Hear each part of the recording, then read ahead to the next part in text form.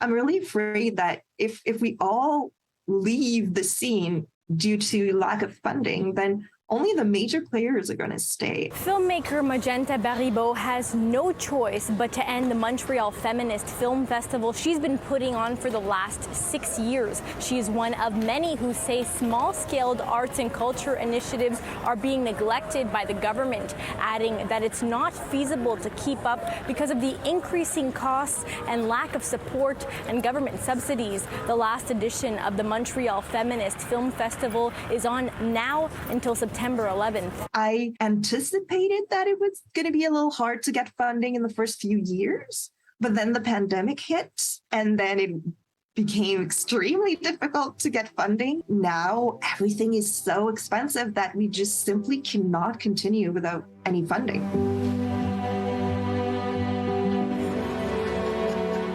Magenta says they compete with major festivals. For a lot of the funding, we need to either show at least 5 feature films, be over at least 5 days, and things like that a small festival simply cannot do without funding. Seema Aurora has been working in the film industry for the last 15 years and feels she can't get funding because she's an English-speaking artist. Nobody is giving the voice to the multilingual artist and the Anglophone artist. The industry is set up in a way in Quebec on how to starve the Anglophone and the multilingual artist. You're applying for an English grant and it's all in French.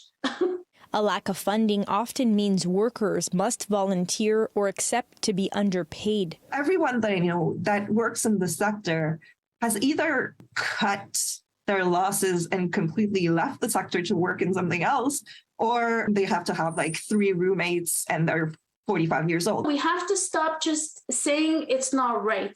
I want to see some concrete actions. We are in an election time in Quebec. We have to have more support for arts, and we have to oblige people in leadership roles to do their job. Not just investment in culture, because that's so broad, but we need to pay special attention to smaller initiatives. I left Zimbabwe because I'd had enough of the abuse. In Montreal, Alyssia Rubertucci, City News.